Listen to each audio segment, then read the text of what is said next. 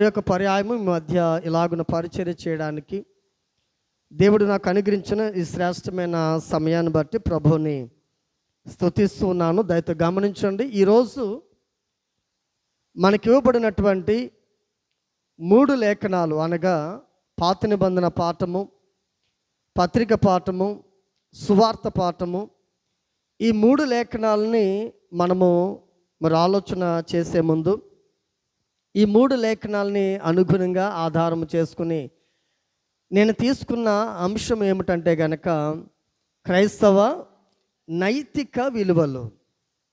క్రైస్తవ నైతిక విలువలు అంటే క్రైస్తత్వానికి కొన్ని విలువలు అనేవి ఉన్నాయి.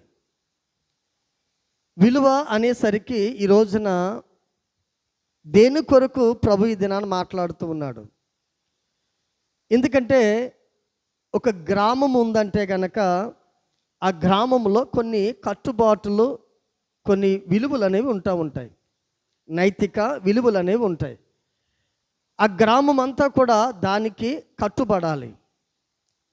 ఏదైతే వారు ఒక నిబంధన చేసుకున్నారో, ఏదైతే వారు వాగ్దానం చేశారో ఆ వాగ్దానానికి, ఆ నిబంధనకు వారు కట్టబడాలి. ఇది నైతిక విలువలు అనేటువంటిది తెలియచెప్పడం అనేది జరుగుతూ ఉన్నది. అయితే క్రైస్తత్వంలో కూడా నైతిక విలువలు అనేవి ఉన్నాయి. అయితే మనం ఆలోచన చేసినట్లయితే కనుక ఈ నైతిక విలువలు ప్రభు దృష్టిలో అవి ఏమై ఉన్నాయి అనేటువంటి సత్యాన్ని ఈ దినాన ప్రభు మనతో మాట్లాడడానికి ఇష్టపడుతున్నాడు. ఈ రోజున మనము ఇవ్వబడినటువంటి ఈ పరిశుద్ధ లేఖన పాఠం అనగా పాత నిబంధన పాఠము, యెషయా గ్రంథము 58వ అధ్యాయము 1 నుంచి మనం చూసినట్లయితే కనుక, తాళక బూరబూదినట్లు ఎలుగెత్తి బిగ్గరగా కేకలు వేయము, వారు చేసిన తిరుగుబాటును నా జనులకు తెలియచేయము, యాకోబు ఇంటి వారికి వారి పాపములను తెలియజేయము. ఇక్కడ మీరు గమనించడం మనం ఆలోచన చేసినట్లయితే కనుక ఇక్కడ ఇజ్రాయేల్ ప్రజల యొక్క వారి యొక్క ఉనికిని తండ్రిని దేవుడు యెషయా ప్రవక్త ద్వారాగా తెలియజేస్తున్నాడు. అంటే వారి యొక్క ఆధ్యాత్మిక జీవితం అనేది ఎలా ఉన్నది ప్రభు దృష్టిలో, అనగా దేవుని దృష్టిలో ఎలా ఉన్నది, ఎలా అగుపడుతున్నది, వారు నైతిక విలువలను వారు అనుసరించేటువంటి వారిగా ఉంటున్నారా, నైతిక విలువలకు విడిచిపెట్టి వారు నచ్చిన విధానంలో వారి జీవితాన్ని కొనసాగిస్తున్నారా అనేది కనుక మనం ఆలోచన చేస్తే వారంతా ఎలా ఉన్నారు, వారి ఆత్మీయ జీవితం అనేది కనుక ఆలోచన చేస్తే వారు చక్కగా మీరు గమనించండి, చక్కగా వారు మందిరానికి వెళుతున్నారు. తల్లి ఆ యొక్క ప్రవక్తలు చెప్పేటువంటి ఆ దైవ వాక్కులను వారు ఆలకిస్తూ ఉన్నారు, వారు కానుకలు సమర్పిస్తూ ఉన్నారు. అంతేకాకుండా వారు ఉపవాసం ఉండి వారు ప్రార్థించేటువంటి వారిగా వారి భక్తిని వారు దేవుని సన్నిధానంలో కనపరిచేటువంటి వారిగా ఉంటూ ఉన్నారు.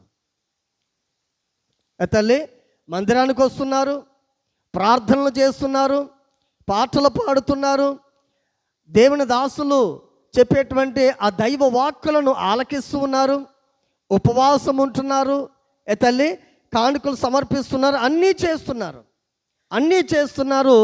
అయితే మనం ఆలోచన చేసినట్లయితే కనుక ఇవన్నీ చేసేటువంటి ఇజ్రాయేల్ ప్రజల విషయంలో దేవుడు యెషయా ప్రవక్త ద్వారాగా మాట్లాడుతున్నాడు. క్రైస్తవ నైతిక విలువలు. అయితే దేవునికి ఇష్టమైనటువంటిది ఏమిటి? తన యొక్క కుమారుడి ఎడల, తన కుమార్తె ఎడల మందిరానికి రావాలి, దేవుని ఆరాధించాలి, ప్రార్థన చేయాలి, ఉపవాసం ఉండాలి, మన యొక్క పరిస్థితులను దేవునికి విన్నపించుకోవాలి. ఇవన్నీ కూడా ఖచ్చితమే, కాదని అనట్లేదు. అయితే ఇవేనా క్రైస్తవ నైతిక విలువలు అంటే కనుక కాదని ఇక్కడ దేవుడు మాట్లాడుతుండే యెషయా ప్రవక్త ద్వారాగా. ఎందుకంటే కనుక మీరు గమనించండి, మీరు అడిగినటువంటి ఒక్క ప్రశ్న ఏంటంటే కనుక 3వ వచనంలో మేము ఉపవాసం ఉండగా ఇక్కడ అడుగుతున్నారు ఇజ్రాయేల్ ప్రజలు. ఏమిటంటే కనుక వీరు ఉపవాసం ఉండి ఎంతో భక్తి శ్రద్ధలతో వీరు దివారాత్రులు మందిరంలో ఏం చేస్తున్నారు? ఉపవాసం ఉండి ప్రార్థనలు చేస్తూ ఉన్నారు. కానీ వారి సంఘములో, వారి యొక్క కుటుంబాల్లో ఏం జరగట్లేదు? కార్యాలు జరగట్లేదు. దేవుడు వీరు చేసిన ప్రార్థన దేవుని చెంతకు చేరట్లేదు. అయితే మీరు అడుగుతున్నారు, మేము ఎంతో భక్తి శ్రద్ధలతో నీ మందిరంలోనికి వచ్చి మేము ఉపవాసం ఉండి మేము ప్రార్థన చేస్తుంటే, అయ్యా నువ్వెందుకు వినట్లేదు, నువ్వెందుకు చూడట్లేదు అనేటువంటి మాటను పలుకుతూ ఉన్నారు.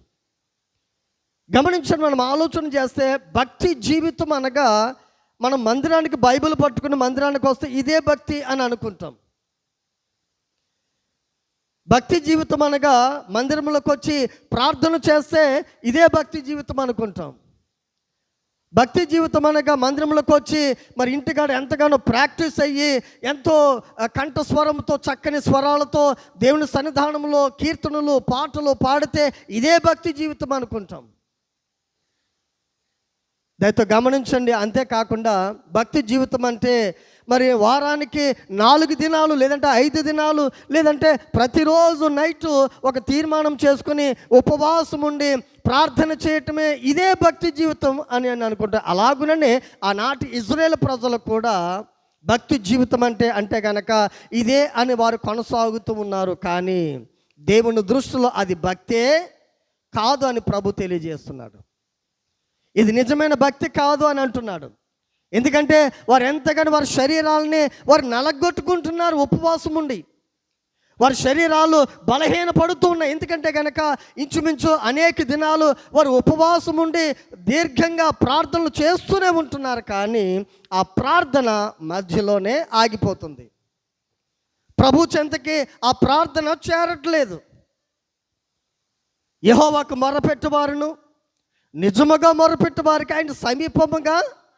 అంటే వీరి మొర, ఇజ్రాయేల్ యొక్క మొర ఎలా ఉందంటే కనుక మొరపెట్టేటువంటి వారిగానే ఉంటున్నారు తప్ప దానిలో ఏమి లేదు. క్రైస్తవ నైతిక విలువలు అనేవి వారు కనుపరచలేకపోతున్నారు. దేనిలో తప్పిపోతున్నారంటే కనుక ఈ క్రైస్తవ నైతిక విలువలలో వారు తప్పిపోతూ ఉన్నారు. అసలు క్రైస్తవ నైతిక విలువలంటే ఏమిటి? ప్రార్థన చేయటమేనా? లేదంటే పాటలు పాడటమేనా? లేదంటే మనకు కలిగినంత మరి స్థాయికి మించి కానుకలు సమర్పించడమేనా? లేదంటే మనము ఉపవాసం ఉండి వారానికి 4-5 దినాలు ఉపవాసం ఉండి మన శరీరాన్ని నలగగొట్టుకుని లేదా శరీరాన్ని బలహీనపరుచుకుని నిత్యము కూడా ప్రార్థించడమేనా అనేది కనుక మనం ఆలోచన చేస్తే, ప్రియా దేవుని సంగమా, ఈ రోజున ప్రభు మనకి తెలియజేస్తున్నాడు. ఎందుకంటే కనుక ప్రారంభంలోనే చెప్పేశాడు.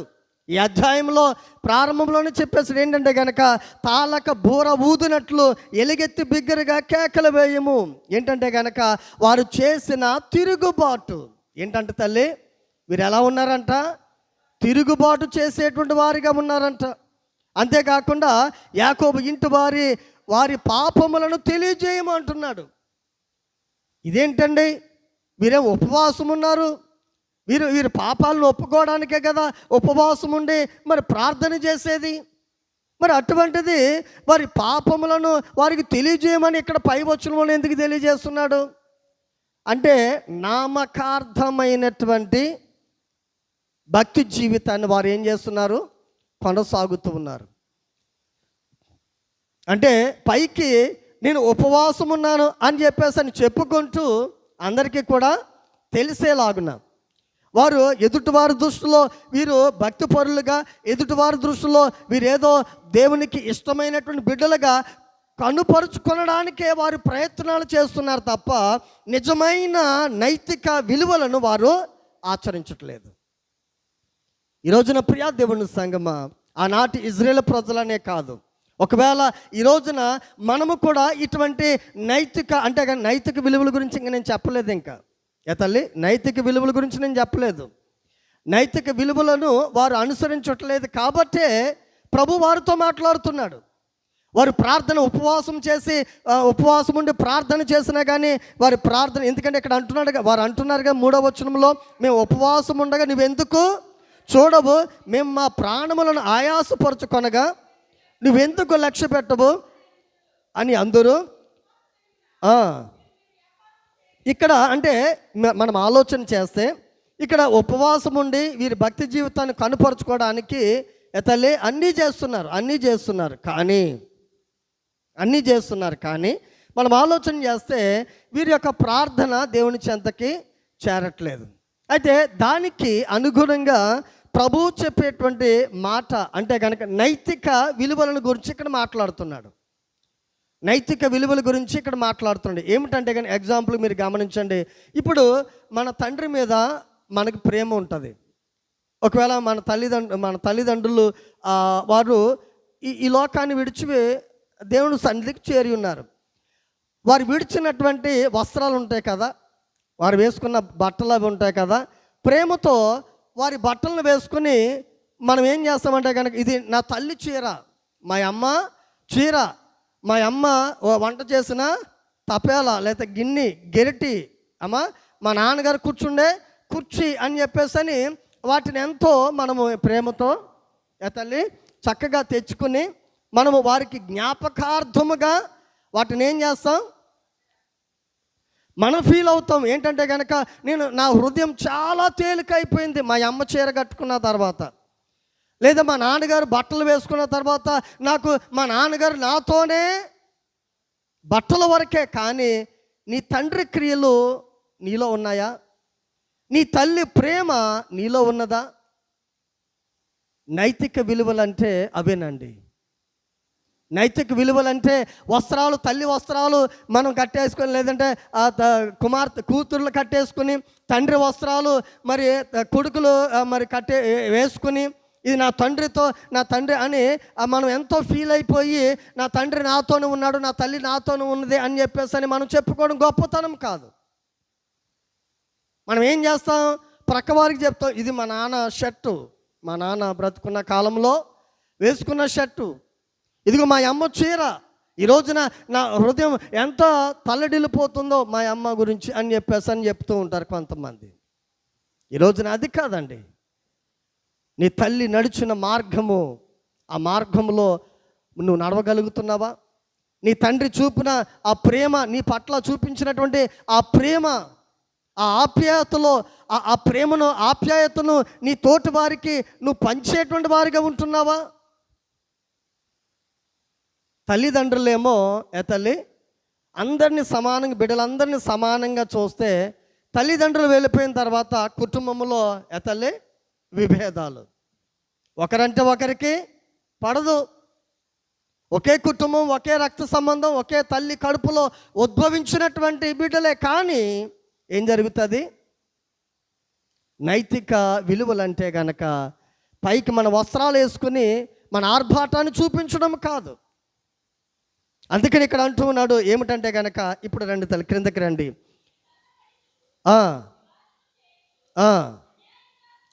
అన్యాయముగా గుద్దులాడుచు ఉపవాసమున్నామన్న పేరే తప్ప, ఆనాటి ఇజ్రాయేల్ ప్రజలు ఉపవాసమున్నామన్న పేరే తప్ప, చాటింపు డబ్బా కొట్టుకోవడమే తప్ప దానిలో ఏమి లేదు.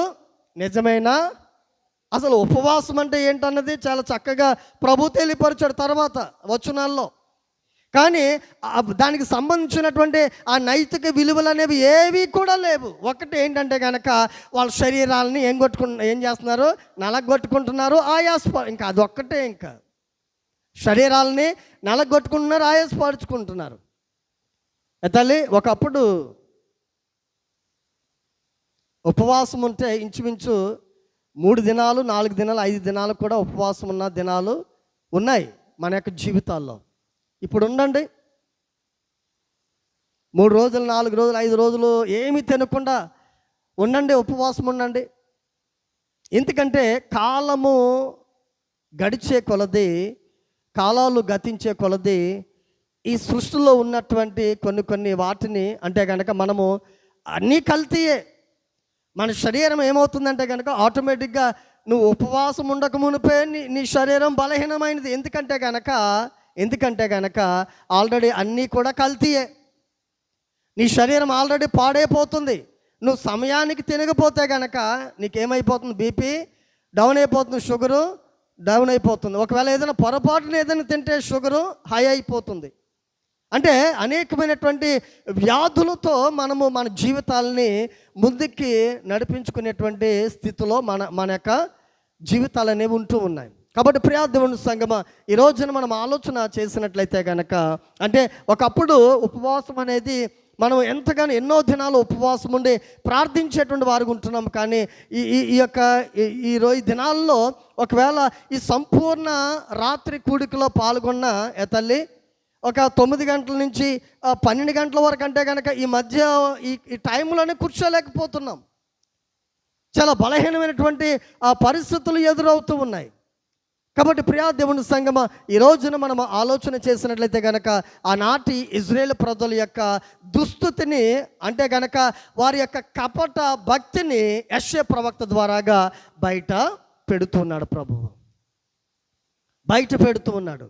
వారి కపట భక్తి అంటే కనుక పైకేమో భక్తి పరులుగా చలామణి అవుతున్నారు ప్రజల దృష్టిలో, అందరి దృష్టిలో. కానీ వారి భక్తి జీవితం ఎలా ఉందంటే కనుక దేవుని దృష్టిలో కపట భక్తిగా కనపడుతూ ఉన్నది. నైతిక విలువలను విడిచిపెట్టి, అంటే కనుక దేవునికి ఇష్టమైనటువంటి స్థితి ఏమై ఉన్నదో దానికి అనుగుణంగా వారి జీవితాలను మలుచుకోకుండా అందరి, అంటే ప్రజల దృష్టిలో ఒక గొప్పవారిగా, ఒక ప్రార్థనా పరులుగా, ఒక భక్తి పరులుగా అగుపడుటకు వారి వారి స్థితిగతులను, అంటే కనుక వారి వారి శరీరాలని వారు నలగొట్టుకుంటున్నారు తప్ప నిజమైనటువంటి భక్తి జీవితం వారిలో ఎవరికి కనపడలేదండి? దేవునికి కనపడలేదు.